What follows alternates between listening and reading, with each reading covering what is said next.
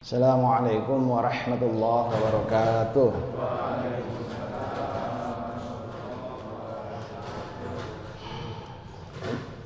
Innal hamdalillah nahmaduhu wa nasta'inuhu wa nastaghfiruh wa na'udzu billahi min shururi anfusina wa min sayyiati a'malina. May yahdihillahu fala mudilla lahu wa may yudlil fala hadiya lahu. Asyhadu an la ilaha illallah wahdahu la syarika lahu wa asyhadu anna Muhammadan abduhu wa rasuluhu la nabiyya ba'da. Para jamaah sekalian, pada subuh ini saya lanjutkan materi yang lalu. Kajian yang lalu kita sudah membahas mengenai tauhid rububiyah dan tauhid uluhiyah. Allah memperkenalkan diri kepada kita sebagai Rabbul Alamin, Tuhan semesta alam, pencipta, penguasa, pemelihara, yang menghidupkan, yang mematikan, yang memberi rezeki, yang menyembuhkan ketika sakit dan lain-lain. Itulah Allah sebagai Rabb, dan Allah itu sebagai Rabb, dia adalah Rabbun Nas, Tuhannya semua manusia. Bukan hanya Tuhannya orang Islam, tapi Tuhannya semua manusia. Akan tetapi yang membuat kita ini dianggap muslim adalah la ilaha illallah. Maka kemudian kita harus memahami juga mengenai tauhid uluhiyah, tauhid yang membahas Allah sebagai ilah. Kajian yang lalu kita bahas tentang arti pertama dari la ilaha illallah, yaitu la ma'buda illallah. Tidak ada yang diabdi selama hidup ini kecuali hanya Allah. Dan itulah yang kita baca dalam iftitah misalnya, atau dalam surah Al-An'am, a'udzubillahi minasyaitonirrajim. Qul inna salati wa nusuki wa mahyaya wa mamati lillahi rabbil alamin. Katakanlah, sesungguhnya salatku, ibadahku, hidupku dan matiku semua dipersembahkan untuk Allah Rabbul Alamin. Berjamaah sekalian, maka inilah hakikat pertama atau makna pertama dari la ilaha illallah. Seorang muslim hidupnya harus dipersembahkan ya, untuk Allah Subhanahu wa ta'ala. Semua tindakan kita dalam hidup yang kita tujukan untuk dipersembahkan kepada Allah, itulah ibadah ya. Maka ketika kita memahami surah Az-Zariyat ayat 53 itu, wa ma khalaqtul jinna wal insa illa liya'budun, tidaklah kuciptakan jin dan manusia kecuali untuk mengabdi kepadaku. Saya cenderung tidak menggunakan kata menyembah ya, karena kalau kita terjemahkan menyembah, itu makna yang biasanya kita tangkap hanya ibadah mahdhah, ibadah formal seperti sholat, saum, zakat, kurban, haji dan lain-lain ya. Tapi yang dimaksud di sini wa ma khalaqtul jinna wal insa illa liya'budun, bukanlah hanya sholat yang 5 kali sehari itu ya, bukanlah hanya saum Ramadan yang hanya sebulan dari 12 bulan itu, bukan pula sekedar zakat yang 2,5% itu, bukan juga haji yang hanya sekali seumur hidup. Akan tapi dia bermakna seluruh kehidupan kita, dari mulai bangun tidur sampai tidur lagi, bahkan tidurnya itu sendiri sekalipun harus bernilai ibadah ya. Makan, minum, kemarin kita contohkan, sesuatu yang sehari-hari kita lakukan harus bernilai ibadah. apabila itu dilakukan seperti yang Allah perintahkan. Karena bahkan makan minum pun ada perintahnya dalam Al-Quran. Wa kulu washrabu halalan thayyiban. Makan minumlah yang halal dan yang thayyib. Halalan thayyiban. Maka kita harus mengerti mana-mana yang halal, mana-mana yang thayyibah. Dan kita harus mengerti juga mana-mana yang haram. Ya, halal itu lawannya haram. Kalau kita tidak tahu mana halal mana haram, maka makan minum kita tidak bernilai ibadah, karena kita tidak bisa membedakan mana yang halal mana yang haram. Kalau kita tinggalnya di Indonesia begini, mungkin cenderung lebih mudah masalah halal dan haram. Coba bayangkan kalau kita tinggal di wilayah atau negara yang mayoritas bukan muslim ya, dan di situ kita harus berhati-hati soal makan dan minum. Bahkan sekarang hati-hati juga ya kalau belanja di supermarket misalnya, apalagi yang online. Hati-hati halal dan haramnya. Jangan-jangan yang dijual itu bukan makanan halal ya, tidak ada yang menjamin secara kelembagaan misalnya bahwa ini halal atau haram. Memperhatikan mana yang halal dan haram itulah bagian menjadikan makan minum itu sebagai ibadah. Dan juga tentu pelaksanaannya, menggunakan tangan kanan sebagaimana perintah Rasulullah. Makan minum menggunakan tangan kanan, tidak boleh menggunakan tangan kiri misalnya. Dan tentu membaca ya, basmalah ketika hendak makan dan minum. Lalu jamaah sekalian, maka semuanya juga begitu, bukan hanya makan dan minum. Kita harus memperhatikan baik-baik apakah yang dilakukan ini bernilai ibadah atau bukan. Tidur itu juga bernilai ibadah karena memang Allah perintahkan. Wa ja'alnal laila, gimana Pak? Wa ja'alnan nauma libasa. Ya, wa ja'alnal laila libasa wa ja'alnan nauma gimana bunyinya?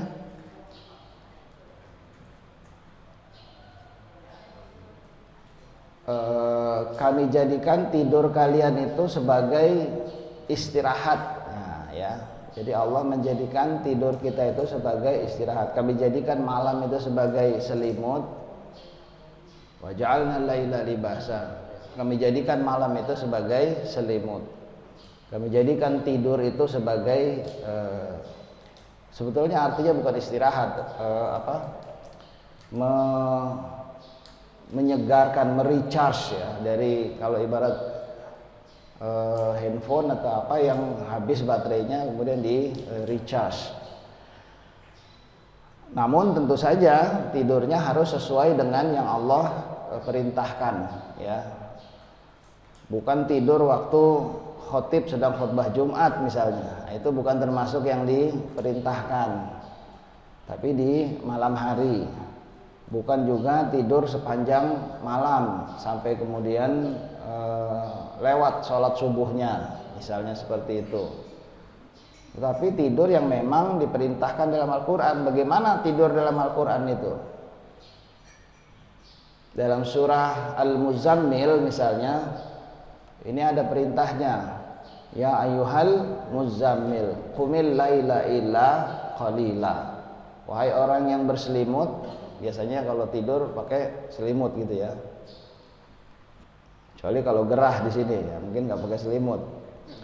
Ya ayyuhal muzammil qumil laila illa qalila. Berdirilah di waktu malam kecuali sedikit. Yang sedikit ini tidurnya apa bangunnya, Pak? Hah? Bangun yang sedikit, jadi yang lama tidurnya. Ya. Qumil laila illa qalila, berdirilah di waktu malam kecuali sedikit. Jadi perintahnya itu bangun ya. Kecuali sedikit itu tidurnya, bukan bangunnya ya. Tidurnya sedikit aja. Seberapa sedikit? Nisfahu aw inqus minhu qalila. Separuh malam aja tidurnya atau kurangi sedikit. Auzid alaihi warattilil qur'ana tartila, atau tambahkan sedikit dan bacalah Quran dengan tartil. Nah, begitu dalam surah Al-Muzammil ya, surah ke-73. Nanti di surah Al-Insan 76 itu juga dijelaskan tuh lebih detail lagi ya. Wa minal laili fasjud lahu wasabbihu lailan tawilan. Dan di waktu malam fasjud lahu, bersujudlah engkau kepada dia, wasabbihu, dan bertasbihlah kepadanya, lailan tawilan, di malam yang panjang. Jadi yang panjang itu sujudnya ya, bukan tidurnya. Nah, ini kita sering salah paham nih, kita pikir asal bangun sedikit saja gitu ya, padahal bukan ya. Di ayat lain surah Sajadah misalnya Allah menyebut tatajafa junubuhum 'anil madaji, lambung mereka jauh dari tempat tidur. Nah, itu ayat-ayat yang menyebutkan mengenai bagaimana sifat tidur itu. Dan dalam hadis-hadis juga banyak sekali disebutkan bahwa Rasulullah dan para sahabat itu memang tidurnya hanya sedikit di waktu malam. Kalau kita berapa Pak Sam? Satu hari tidurnya berapa jam? Tidur sehat 8 jam. 8 jam. Kata siapa Pak itu sehat? Katanya begitu katanya. Kalau kita perhatikan Rasulullah itu paling lama tidur malam plus tidur siang sedikit itu satu hari paling lama 4 jam. 24 jam ya, itu paling lama hanya 4 jam. Rata-rata 3 jam sampai 4 jam saja. Dan itu cukup ya, karena tidurnya sangat dalam, sangat nyenyak, sehingga cukup untuk istirahat. Saya pernah mendengar wawancara salah satu presiden kita ya, B.J. Habibie, itu juga begitu, mengurus beberapa belas perusahaan sekaligus saat itu ya. Ketika ditanya, beliau juga menjawab bahwa tidurnya hanya 4 jam dalam 24 jam itu. Jadi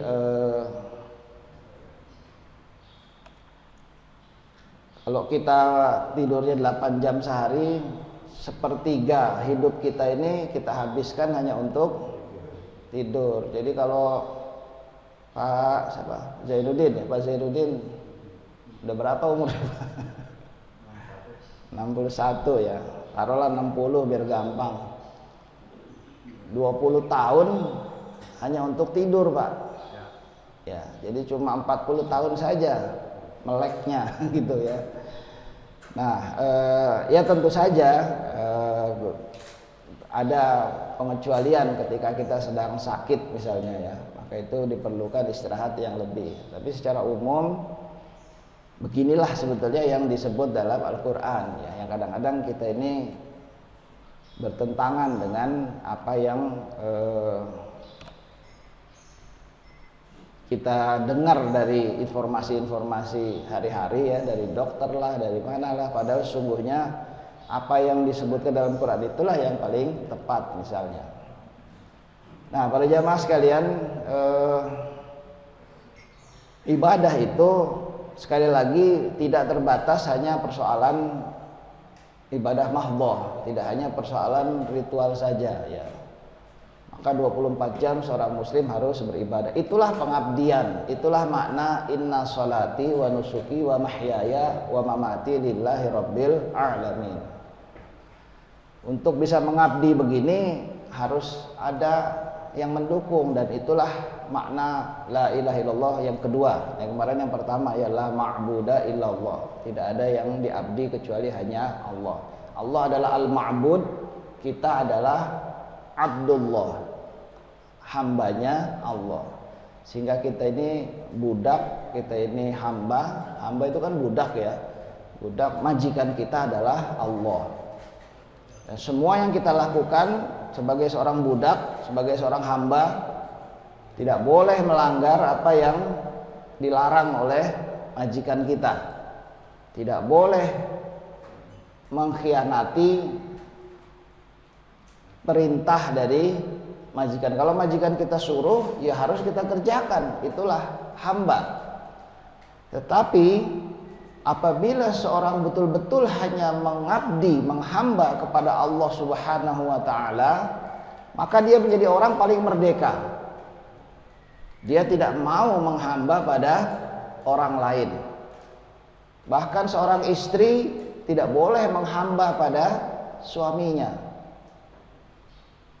Dalam suatu hadis Rasulullah pernah menyatakan, kalaulah seorang manusia boleh bersujud itu maksudnya menghamba kepada orang lain, maka aku akan memerintahkan seorang istri bersujud pada suaminya. Tapi nggak boleh, gitu maksudnya hadis ini. Tapi nggak boleh. Bolehnya seorang istri taat pada suami itu hanya pada saat suaminya mengajak pada ketaatan. Kalau suaminya mengajak pada maksiat, satu yang menentang perintah Allah, maka istri pun boleh untuk tidak taat. Anak pun boleh tidak taat pada orang tuanya. Itu dalam surah Luqman kan begitu. Allah memerintahkan kepada manusia, wa wassaynal insan biwalidayhi, dan kami wasiatkan pada manusia itu untuk berbakti pada kedua orang tuanya. Seorang anak harus berbakti pada orang tua. Hamalathu ummuhu wahnan ala wahn, terutama pada ibunya yang sudah hamil mengandung dia dari satu kesulitan ke kesulitan berikutnya. Wa fisaluhu fi 'amain, dan sudah menyusuinya selama 2 tahun. Anishkurli wa liwalidayka ilayyal masir, agar bersyukur kepadaku, kepada Allah, dan bersyukur kepada kedua orang tuanya, kepadakulah kalian akan dikembalikan. Tapi ayat ini dilanjutkan, wa in jahadaka ala an tusyrika bi ma laisa laka bihi ilm fala tuti'huma. Kalau kedua orang tuamu memaksa kamu untuk melakukan satu perbuatan syirik yang kamu tidak memahaminya, fala tuti'huma, jangan taati. Nah, jadi ada perintah untuk tidak mentaati orang tua. Padahal sebelumnya diperintahkan untuk taat. Surah Al-Isra surah 17 lebih kuat lagi. Allah memerintahkan, wa qadha rabbuka alla ta'budu illa iyyahu wa bil walidaini ihsana. Setelah Allah kemudian orang tua. Allah menetapkan wa qadha rabbuka alla ta'budu illa iyyahu, agar tidak mengabdi kecuali hanya kepada Allah. Wa bil walidaini ihsana, dan kepada kedua orang tua harus berbuat baik. Tapi ini kemudian dibatasi bahwa taat pada orang tua itu hanya boleh dalam rangkaian yang tidak dilarang Allah. Kalau orang tua menyuruh pada kesyirikan, kita diperintahkan untuk tidak mentaatinya. Ya. Tetapi ayat ini masih lanjut, wa sahibhuma fid dunya ma'rufa. Tetaplah kalian berbuat baik pada keduanya dalam urusan dunia yang lain. Ya. Hanya soal syirik aja yang nggak boleh. Kalau disuruh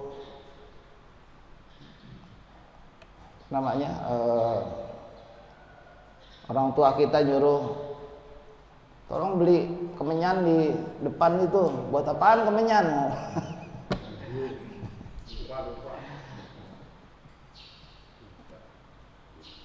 Kita boleh tidak taat. Tapi kalau disuruh beli bubur kacang hijau misalnya, jalan kaki ke Bogor, ya pergilah sana ya. Karena wasahibuma fid, ini contohnya aja, wasahibuma fid dunya ma'rufa gitu. Nah, jadi ketaatan pada Allah itu di atas ketaatan pada segalanya. Jadi kalau kemudian ada yang ngomong Kalau ayat suci bertentangan dengan ayat konstitusi, mana yang menang? Ya ayat suci lah ya. Masa ayat konstitusi? Masih ingat nggak itu? Jadi nggak ada bagi seorang muslim kemudian nggak ada perdebatan soal itu gitu ya. Jadi nggak ada. Jangankan RT, RW, lurah, camat, orang tua pun bisa kita tolak untuk ditaati kalau bertentangan dengan yang Allah perintahkan. Gitu kurang lebih ya. Ya, boleh Pak, silakan. Tidak aku ciptakan jin dan manusia Ya. untuk beriman kepada Allah. Beribadah Pak, ya, mengabdi. Maksudnya ayat ini itu buat manusia kan? Dan jin.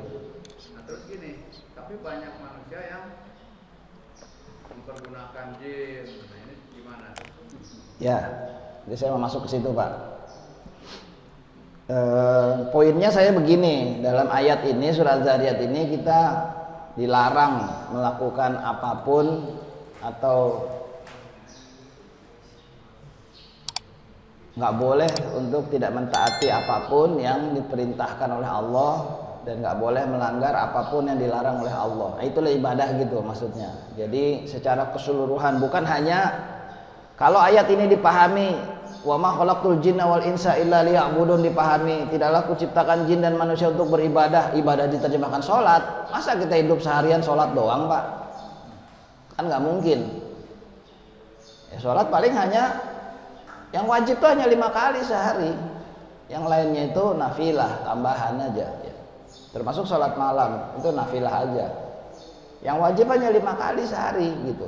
Nah tapi masa hanya 5 kali itu paling berapa lama sih?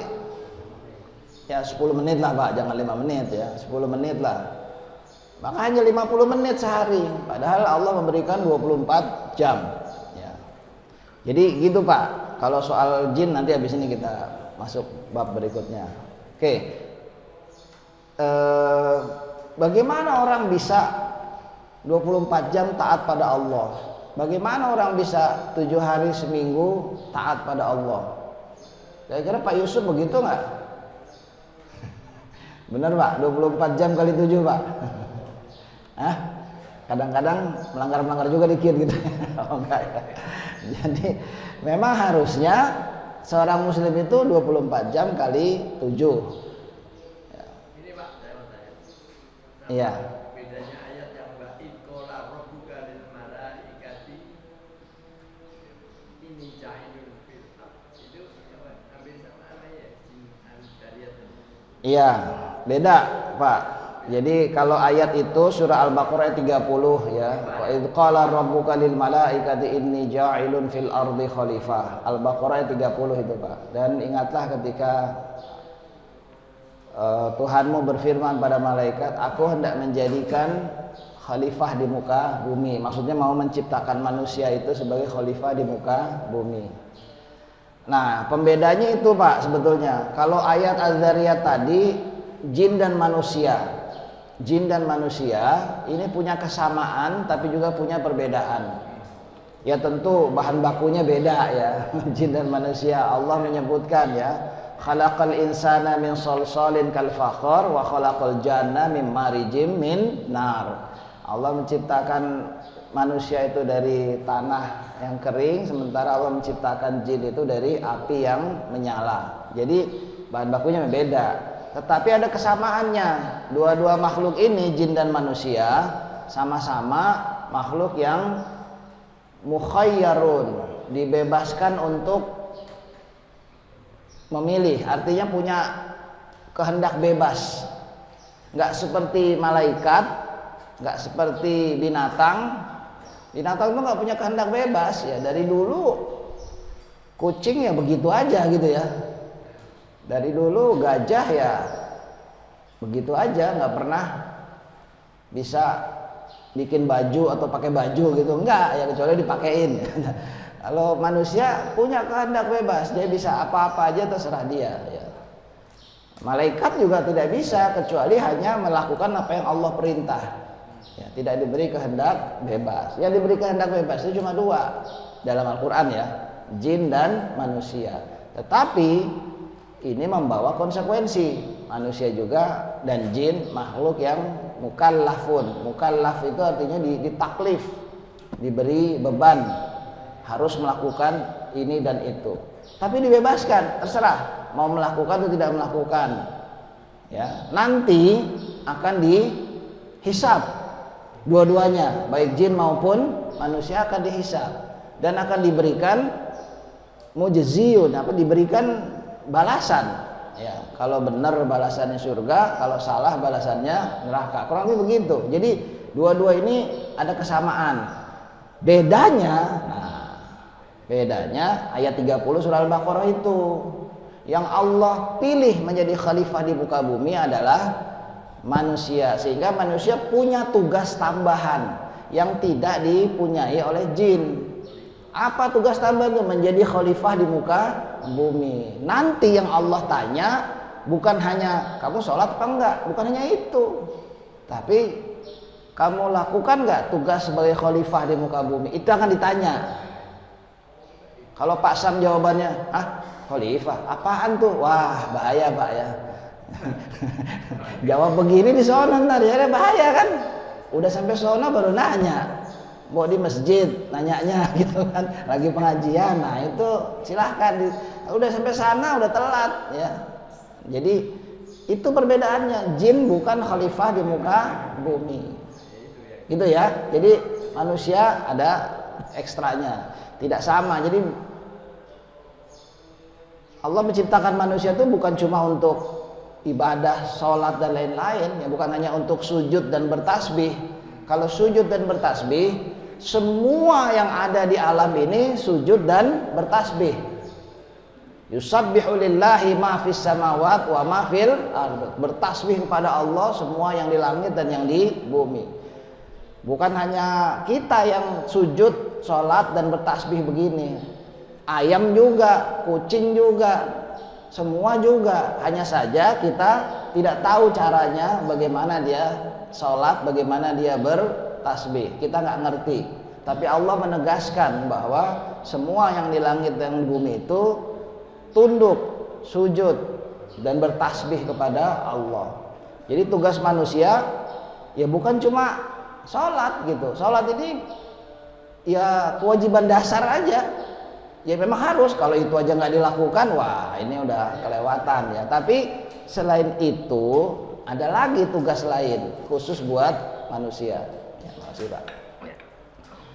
Itu dulu ya kalau pertanyaan Pak Yusuf. Saya lanjut lagi. Nah, terus bagaimana apalagi menjadi khalifah yang tadi Pak Yusuf tanya itu? Ini berat sekali ya. Bukan tugas sendirian, bahkan kita nggak mampu sendirian menjadi khalifah. Kita harus bekerja sama ya, minimal dengan istri dan anak-anak ya, sehingga kemudian muncullah perintah-perintah lain ya.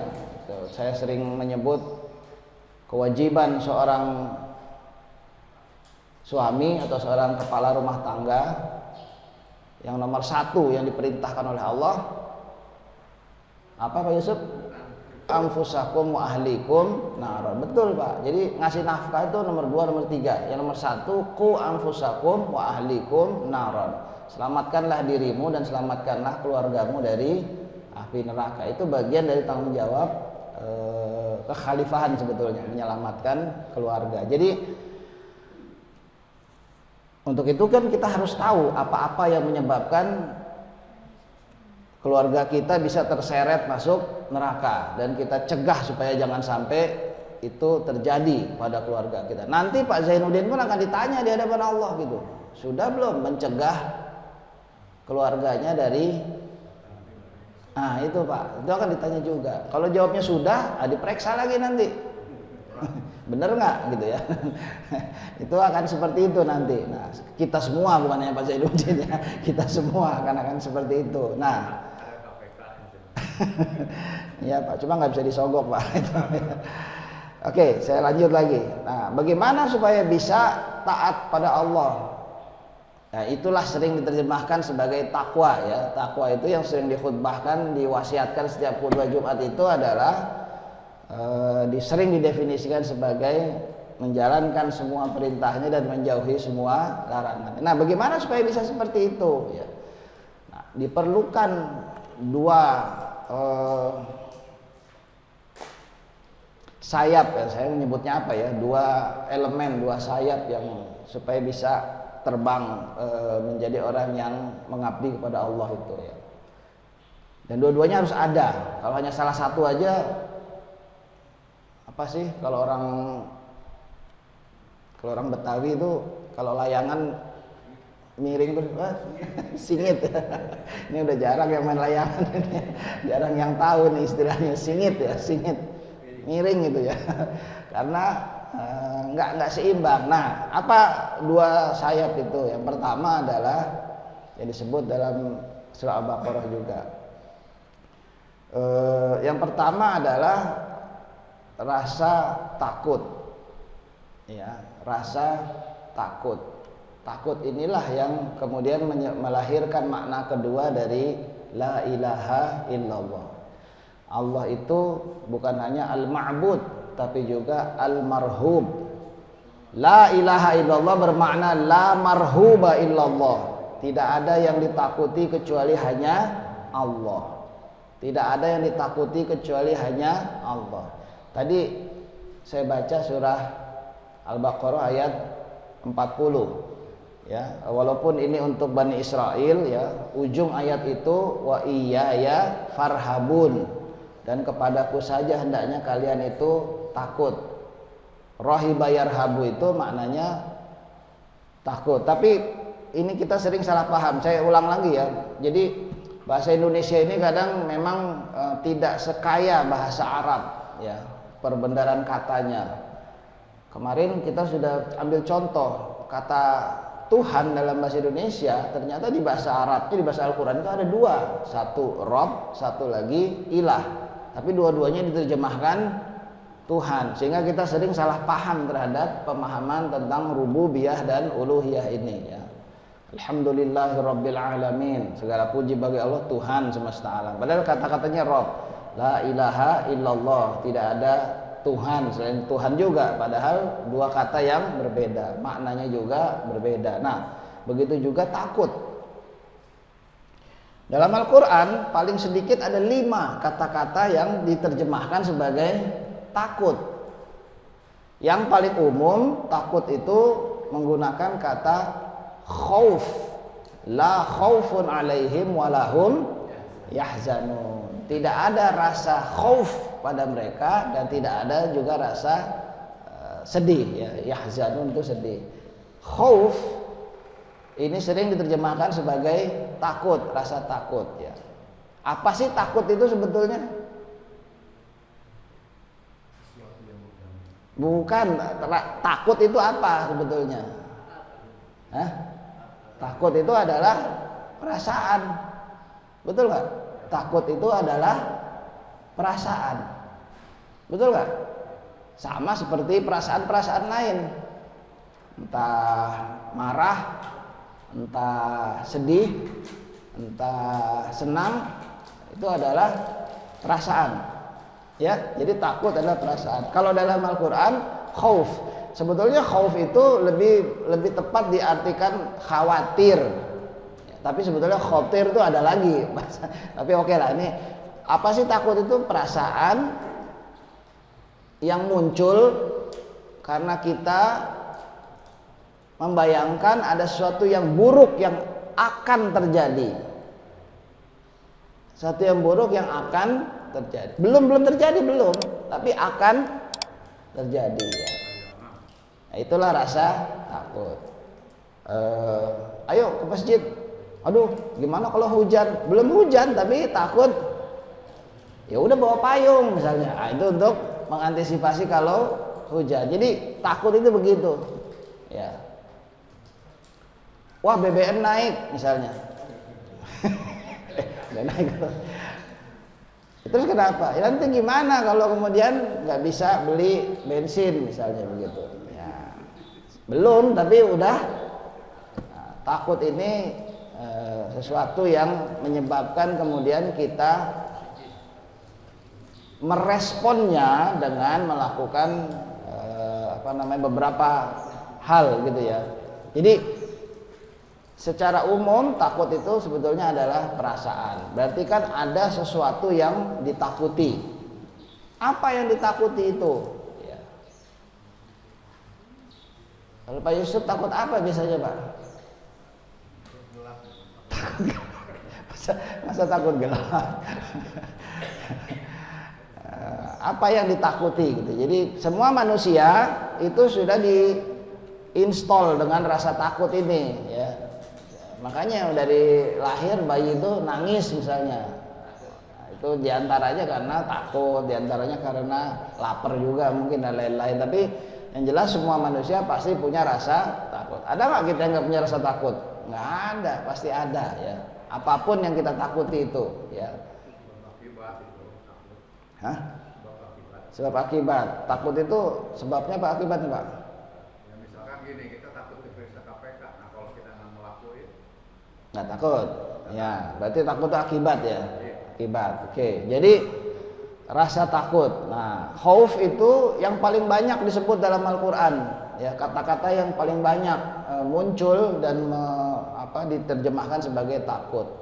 Sebetulnya khauf itu lebih pada itu tadi perasaan. Nah, selain khauf ini supaya kita paham ya. Jadi kata-kata besarnya itu khauf. Khauf itu khawatir sebetulnya ya tentang sesuatu yang bakal terjadi. Untuk membedakannya dengan tadi kan la khaufun alaihim walahum yahzanun. Khauf itu tentang masa depan, yahzanun itu sedih itu tentang masa lalu. Ya. Allah menyebutkan dua hal nih, la khaufun alaihim walahum yahzanun. Tidak khawatir dengan apa yang bakal terjadi dan tidak sedih dengan apa yang sudah terjadi. Ya, sedih itu kan sesuatu yang udah lewat. Ya, masa Pak Zainuddin sedihnya sesuatu yang belum terjadi udah sedih kan nggak mungkin ya. Sedih itu sesuatu yang sudah lewat. Sendal hilang kita sedih misalnya. Enggak ya. Sakit misalnya kita sedih kan sudah terjadi ya. Kalau belum terjadi itu khawatir, khauf ya. Jadi paham nih posisinya dulu. Nah, dalam Al-Qur'an selain khauf yang diterjemahkan oleh kita sebagai takut itu ada kata-kata lain lagi. Di antaranya yang kita akrab juga sebetulnya yaitu khusyuk. Khusyuk itu khosyi'ah, kho shin ain, khosyi'ah artinya takut. Wujuhu yauma idzin khasyi'ah. Wajah mereka hari itu tunduk karena ketakutan. Ini bicara soal orang kafir ketika di akhirat. Wujuhu yauma idzin khasyi'ah 'amilatun nasibah tasla naran hamiyah. Sudah capek-capek beribadah, beramal tapi dilempar juga ke neraka. Nah, itu wajah mereka tunduk, takut. Jadi khusyuk itu, khosyi'ah itu artinya takut. Lah, kenapa sholat kita disuruh untuk khusyuk? Iya, sholat itu kalau kita paham ya, tadi saya baca juga sebetulnya surah Al-Baqarah tadi ayat 45.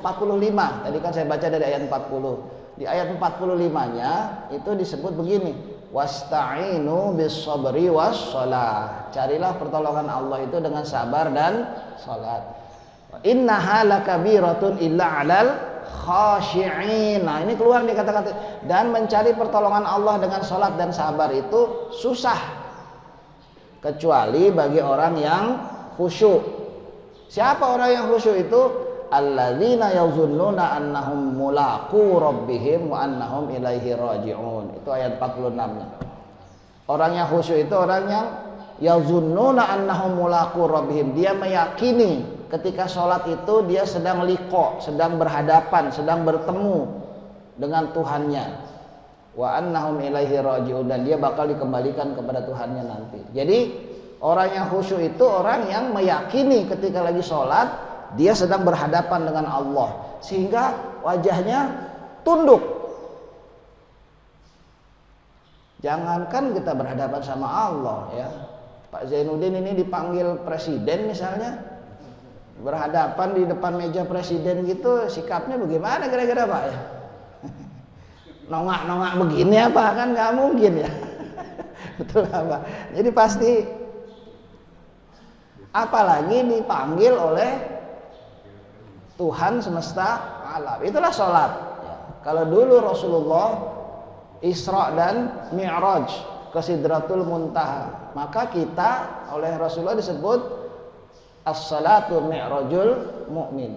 Salat itulah mi'rajnya orang yang beriman. Jadi mi'rajnya Pak Yusuf salat, berhadapan dengan Allah ketika lagi, makanya kemudian khusyuk, tunduk. Bedanya sama tumakninah, Pak. Tumakninah itu tenang, nggak buru-buru. Ya Allahu Akbar.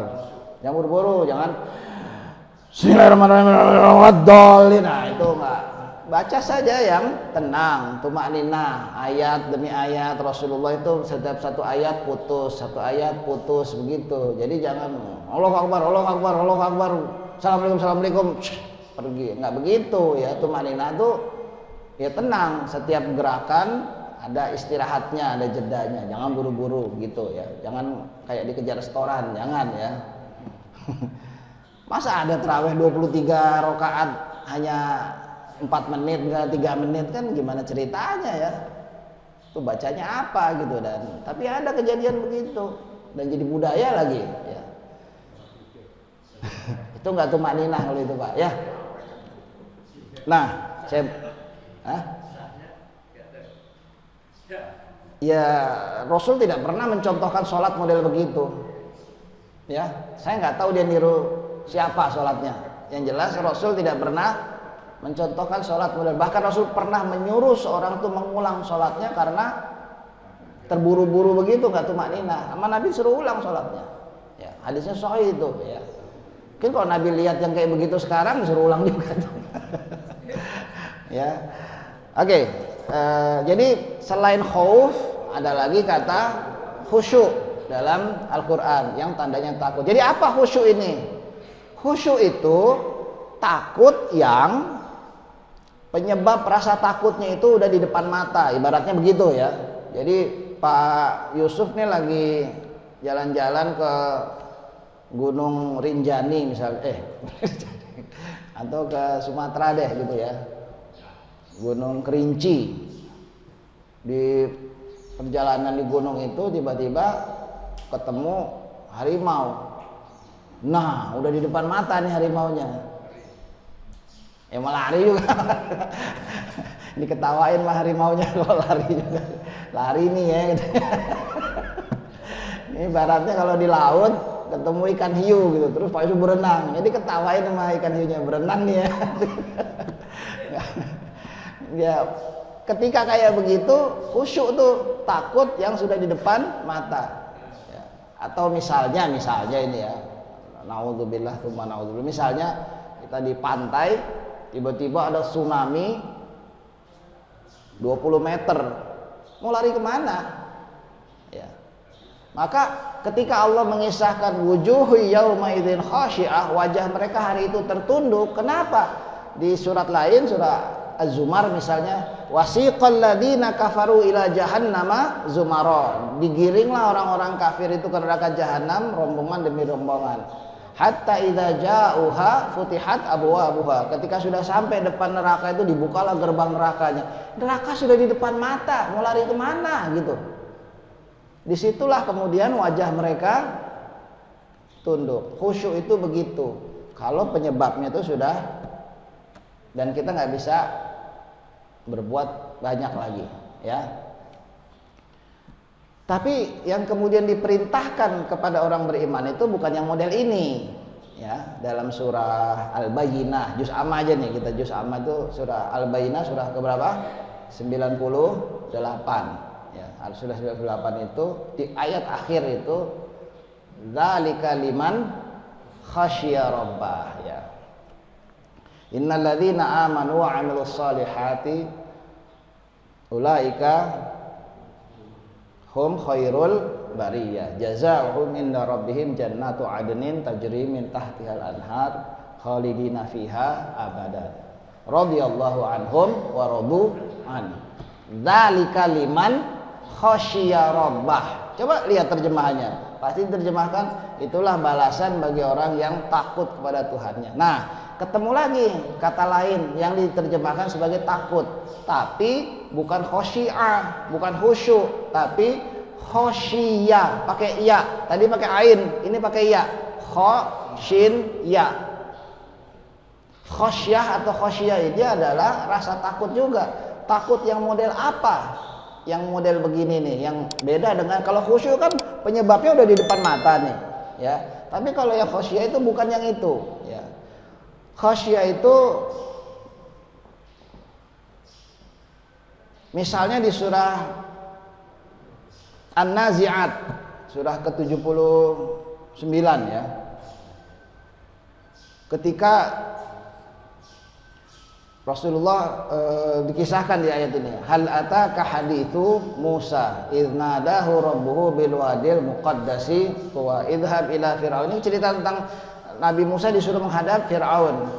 Idhhab ila fir'auna innahu tagha faqul hal laka ila an tazakka wa ahdiyaka ila rabbika fatahsya. Nah, wa ahdiyaka ila rabbika fatahsya. Nah, lihat ini ya.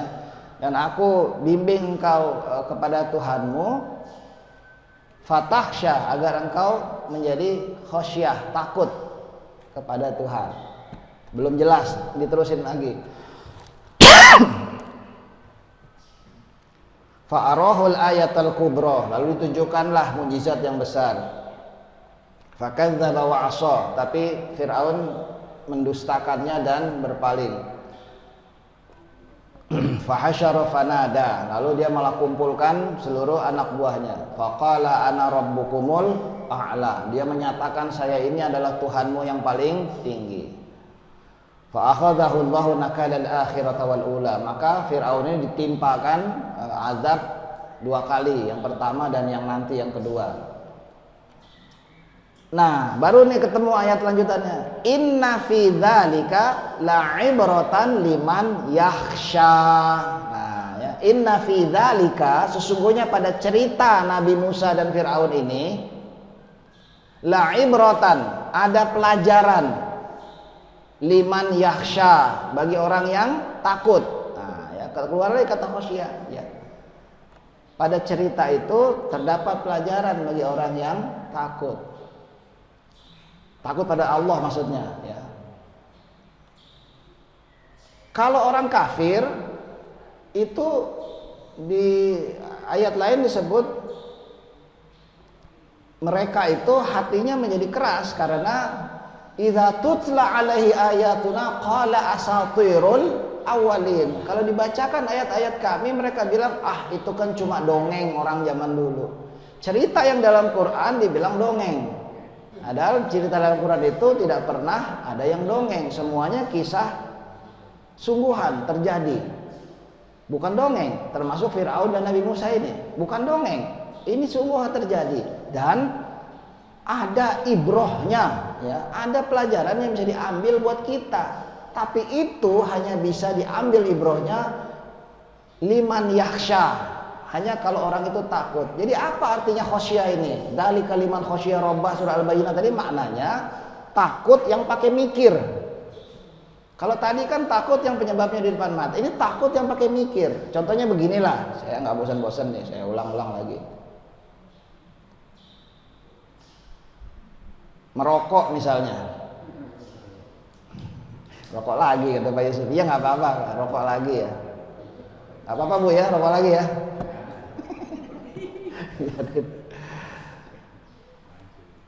Ada orang yang berhenti merokok gara-gara dia kena sakit jantung, ambruk, kemudian sampai rumah sakit, diomelin sama dokternya. Dan kemudian harus dioperasi dan lain-lain, sehingga kemudian sejak itu dia, ini khusyuk nih, takut ngerokok gara-gara udah. Tapi khasyiyah itu, khasyiyah atau khasyiyah tadi nggak pernah ngerokok. Saya nggak pernah ngerokok Pak seumur hidup, karena saya tahu bahayanya. Saya setuju dengan penghukuman merokok itu hukumnya haram, karena nggak ada manfaatnya sedikit pun, isinya racun semua. Jadi bahaya buat diri kita, bahaya juga buat orang lain. Buat diri kita kena, orang sekitar kena, kita kena juga ya. Jadi pasalnya double ini ya, menzolimi diri sendiri, menzolimi orang lain. Istri nggak ngerokok tapi kena kanker juga gara-gara suaminya yang merokok. Itu banyak kejadian begitu ya.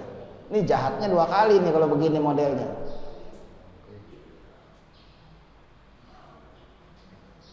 Saya pernah ditanya ya tentang Dajjal di pengajian lain ya. Ustadz, bagaimana di akhir zaman itu ada orang kena dengan ajakan Dajjal, padahal di jidatnya ada tulisan kafir. Karena ada tulisan kafirnya, masa orang masih tertipu juga? Saya bilang, di rokok juga ada tulisan begitu, ente tetap ngerokok. Ya, saya kalau bikin contoh soal rokok ini berharap mudah-mudahan ada yang tersinggung gitu ya. Soalnya kalau tersinggung dibawa pulang biasa.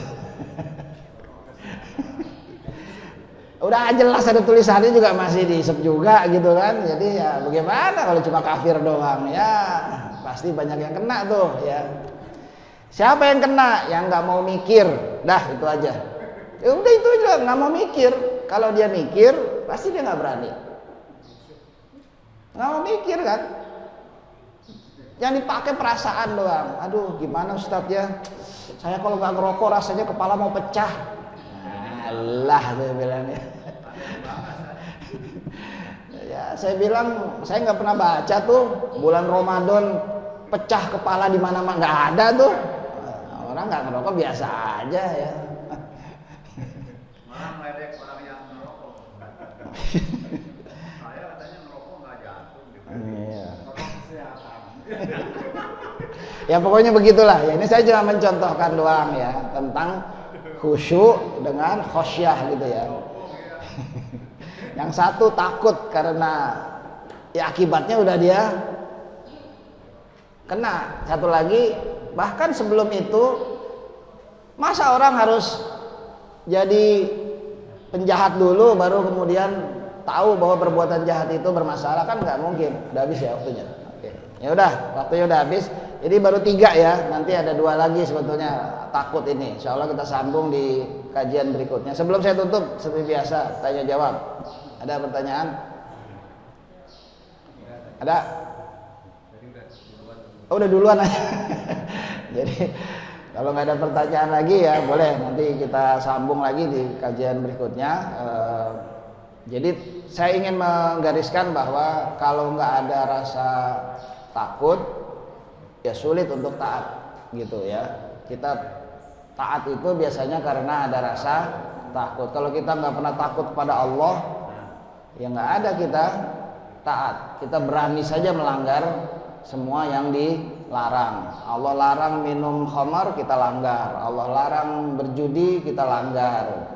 Judinya online pula ya. Ada yang pokoknya kita berani melanggar. Tapi ketika orang seperti orang puasa, dia punya rasa takut yang menyebabkan dia punya rem untuk tidak melakukan apa yang Allah larang. Kita nggak berani minum seteguk sekalipun walaupun nggak ada orang lihat gitu ya. Itu rasa takut kepada Allah.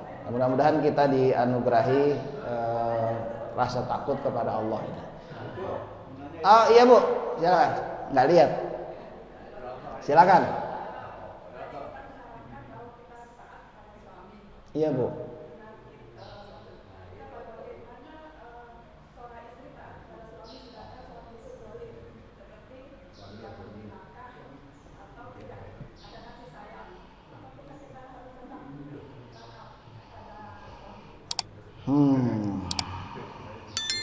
Apakah kita harus taat pada suami?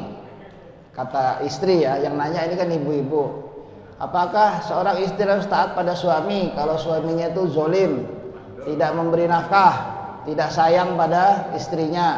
Ya, saya sering Bu mendapat respon seperti ini.